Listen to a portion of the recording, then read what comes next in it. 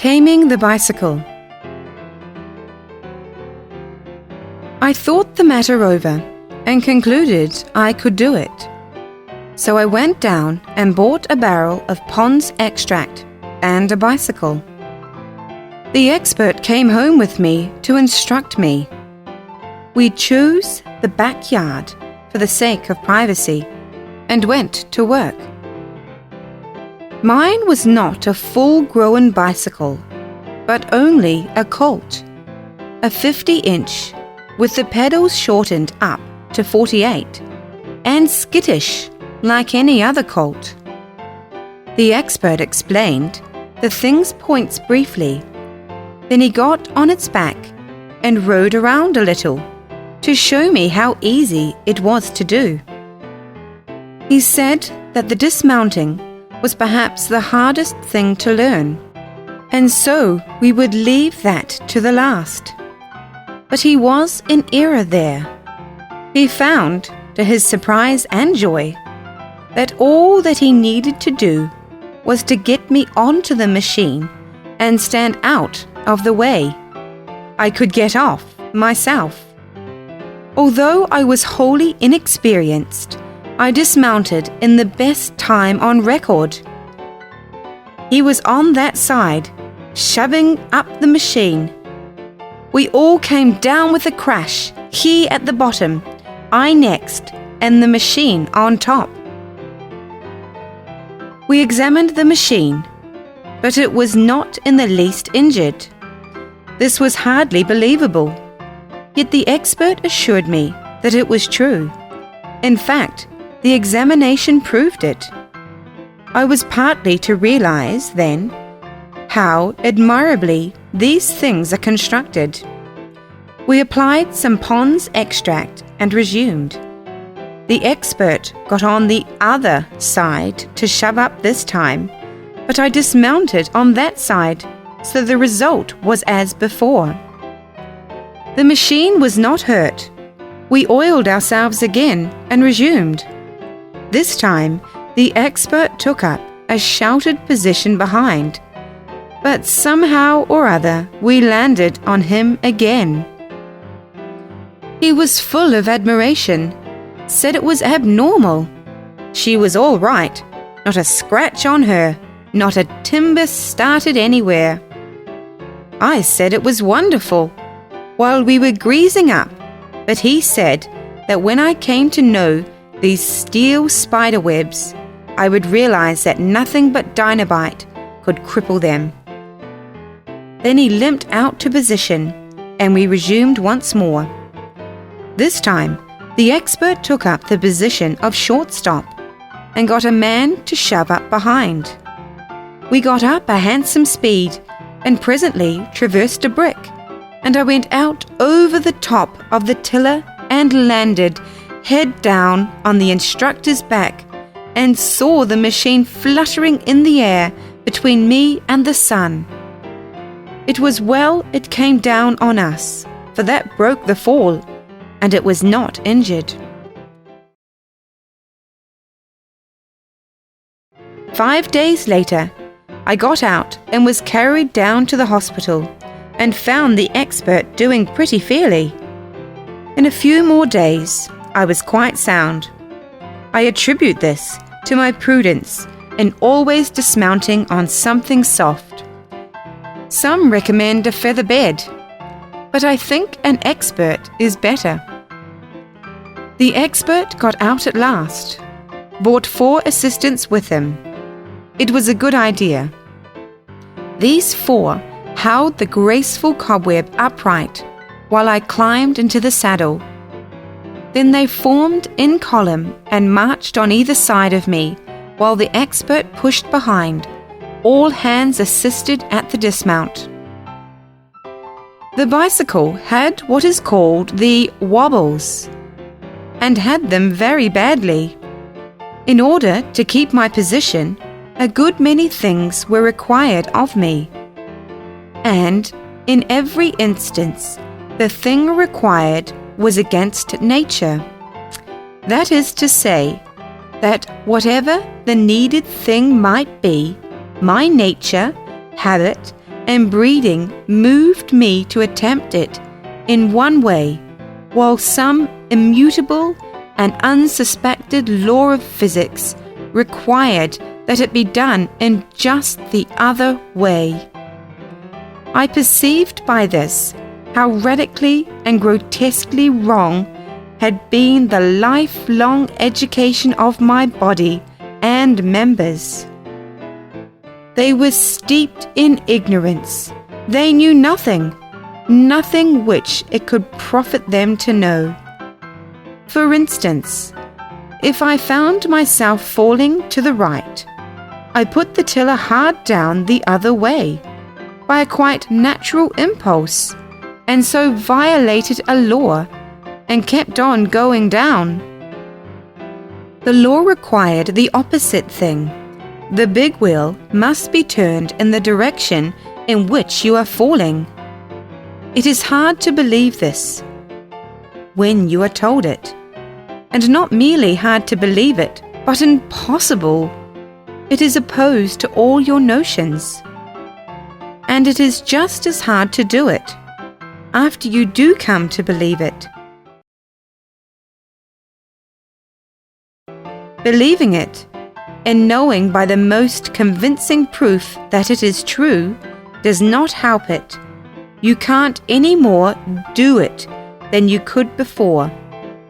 You can neither force nor persuade yourself to do it at first. The intellect has to come to the front now. It has to teach the limbs to discard their old education and adopt the new. The steps of one's progress are distinctly marked. At the end of each lesson, he knows he has acquired something, and he also knows what that something is, and likewise that it will stay with him. It is not like studying German, where you mull along in a groping, uncertain way for 30 years, and at last, just as you think you've got it, they spring the subjunctive on you, and there you are. No, and I see now plainly enough that the great pity about the German language is that you can't fall off it and hurt yourself. There is nothing like that feature to make you attend strictly to business. But I also see, by what I have learned of bicycling, that the right and only sure way to learn German is by the bicycling method. That is to say, take a grip on the Verlani of it at a time, leaving that one half learned. When you have reached the point in bicycling where you can balance the machine tolerably fairly and propel it and steer it, then comes your next task, how to mount it. You do it in this way. You hop along behind it on your right foot, resting the other on the mounting peg and grasping the tiller with your hands. At the word, you rise on the peg, stiffen your left leg, hang your other one around in the air in a general, indefinite way, lean your stomach against the rear of the saddle, and then fall off, maybe on one side, maybe on the other. But you fall off. You get up and do it again, and once more, and then several times. By this time, you have learned to keep your balance, and also to steer without wrenching the tiller out by the roots. I say tiller because it is a tiller. Handlebar is a lamely descriptive phrase. So you steer along straight ahead a little while, then you rise forward with a steady strain, bringing your right leg and then your body into the saddle, catch your breath, fetch a violent hitch this way and then that, and down you go again. But you have ceased to mind the going down by this time. You are getting to light on one foot or the other with considerable certainty. 6 more attempts and 6 more falls make you perfect. You land in the saddle comfortably next time and stay there. That is, if you can be content to let your legs dangle and leave the pedals alone a while. But if you grab at once for the pedals, you are gone again. You soon learn to wait a little and perfect your balance before reaching for the pedals. Then the mounting art is acquired, is complete, and a little practice will make it simple and easy to you. Those spectators ought to keep off a rod or two to one side, along at first, if you have nothing against them. And now you come to the voluntary dismount. You learn the other kind first of all. It is quite easy to tell one how to do the voluntary dismount. The words are few, the requirements simple, and apparently undifficult. Let your left pedal go down till your left leg is nearly straight. Turn the wheel to the left and get off as you would from a horse. It certainly does sound exceedingly easy, but it isn't. I don't know why it isn't, but it isn't. Try as you may, you don't get down as you would from a horse. You get down as you would from a house afire. You make a spectacle of yourself every time.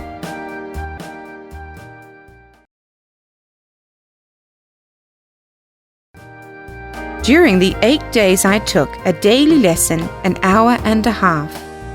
At the end of this 12 working hours apprenticeship, I was graduated in the rough. I was pronounced competent to pedal my own bicycle without outside help. It seems incredible, this celerity of acquirement. It takes considerably longer than that to learn horseback riding in the rough. Now, it is true that I could have learned without a teacher, but it would have been risky for me because of my natural clumsiness. The self-taught man seldom knows anything accurately, and he does not know a tenth as much as he could have known if he had worked under teachers. And besides, he brags, and is the means of fooling other thoughtless people into going and doing as he himself has done. There are those who imagine that the unlucky accident of life's experiences, are in some way useful to us. I wish I could find out how. I never knew one of them to happen twice. They always change off and swap around and catch you on your inexperienced side. If personal experience can be worth anything as an education, it wouldn't seem likely that you could trip Methuselah. And yet, if that old person could come back here, it is more than likely that one of the first things he would do would be to take hold of one of these electric wires and tie himself all up in a knot. Now the surer thing and the wiser thing would be for him to ask somebody whether it was a good thing to take hold of. But that would not suit him. He would be one of the self-taught kind that go by experience. He would want to examine for himself, and he would find, for his instruction, that the coiled patriarch shuns the electric wire, and it would be useful to him too, and would leave his education in quite a complete and rounded out condition till he should come again some day and go to bouncing a dynamite can around to find out what was in it. But we wander from the point. However, get a teacher. It saves much time and Pond's extract. Before taking final leave of me, my instructor inquired concerning my physical strength, and I was able to inform him that I hadn't any. He said that that was a defect, which would make uphill wheeling pretty difficult for me at first. But he also said the bicycle would soon remove it. The contrast between his muscles and mine was quite marked. He wanted to test mine, so I offered my biceps, which was my best. It also made him smile. He said, "It is pulpy and soft and yielding and rounded. It evades pressure and glides from under the fingers. In the dark, a body might think it was an oyster in a rag." Perhaps this made me look grieved, for he added briskly, "Oh, that's all right. You needn't worry about that. In a little while, you can't tell it from a petrified kidney. Just go right along with your practice. You're all right." Then he left me, and I started out alone to seek adventures. You don't really have to seek them. That is nothing but a phrase. They come to you.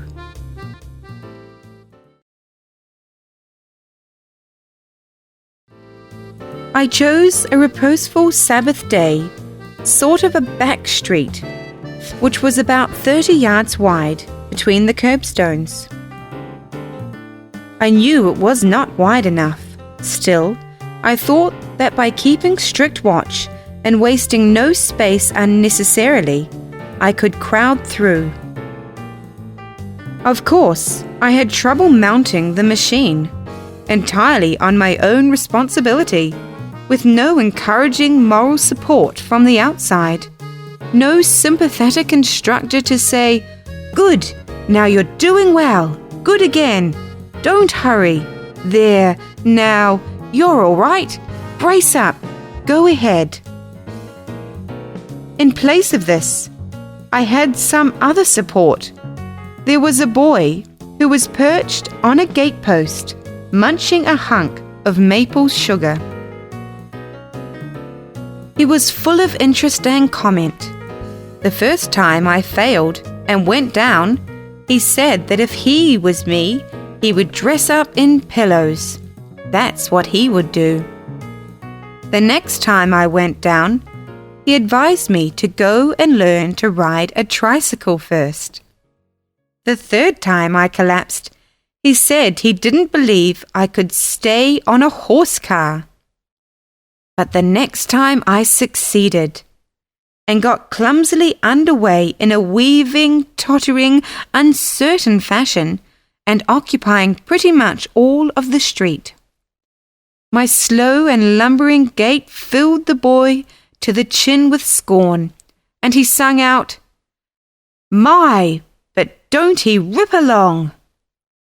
Then he got down from his post and loafed along the sidewalk, still observing and occasionally commenting. Presently, he dropped into my wake and followed along behind. A little girl passed by, balancing a washboard on her head, and giggled and seemed about to make a remark, but the boy said rebukingly, "Let him alone. He's going to a funeral." I have been familiar with that street for years, and had always supposed it was a dead level. But it was not, as the bicycle now informed me to my surprise. The bicycle, in the hands of a novice, is as alert and acute as a spirit level in the detecting the delicate and vanishing shades of difference in these matters.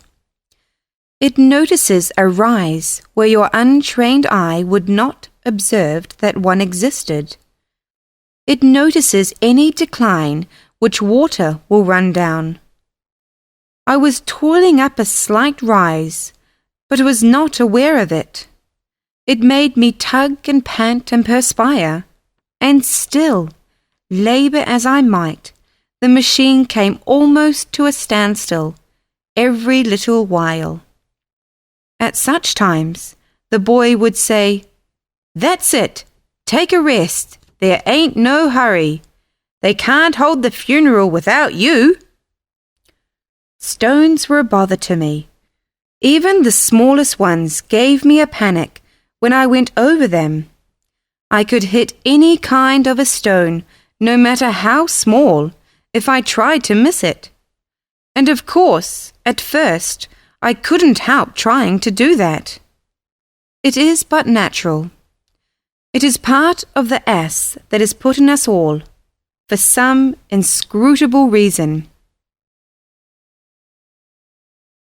It was at the end of my course at last, and it was necessary for me to round to. This is not a pleasant thing when you undertake it for the first time on your own responsibility, and neither is it likely to succeed. Your confidence oozes away. You fill steadily up with nameless apprehensions. Every fibre of you is tense with a watchful strain, and you start a cautious and gradual curve. But your squirmy nerves are all full of electric anxieties, so the curve is quickly demoralized into a jerky and perilous zigzag. Then suddenly the nickel-clad horse takes the bit in its mouth and goes slanting for the curbstone, defying all prayers and all your powers to change its mind. Your heart stands still, your breath hangs fire, your legs forget to work. Straight on you go, and there are but a couple of feet between you and the curb now. And now is the desperate moment, the last chance to save yourself. Of course, all your instructions fly out of your head, and you whirl your wheel away from the curb instead of toward it. And so you go sprawling on that granite-browned, inhospitable shore. That was my luck. That was my experience. I dragged myself out from under the inscrutable bicycle and sat down on the curb to examine. I started on the return trip. It was now that I saw a farmer's wagon poking along down toward me, loaded with cabbages. If I needed anything to perfect the precariousness of my steering, it was just that. The farmer was occupying the middle of the road with his wagon, leaving barely 14 or 15 yards of space on either side. I couldn't shout at him. A beginner can't shout. If he opens his mouth, he is gone. He must keep all his attention on his business. But in this grisly emergency, the boy came to the rescue, and for once I had to be grateful to him. He kept a sharp lookout on the swiftly varying impulses and inspirations of my bicycle, and shouted to the man accordingly. "To the left! Turn to the left, or this jackass will run over you!" The man started to do it. "No, to the right! To the right! Hold on! That won't do! To the left! To the right! To the left! Right! Left! Stay where you are, or you're a goner!" And just then, I caught the off horse in the starboard and went down in a pile. I said, "Hang it! Couldn't you see I was coming?" "Yes, I could see you was coming, but I couldn't tell which way you was coming. Nobody could, now, could they? You couldn't yourself now, could you? So what could I do?" There was something in that, and so I had the magnanimity to say so. I said I was no doubt as much to blame as he was.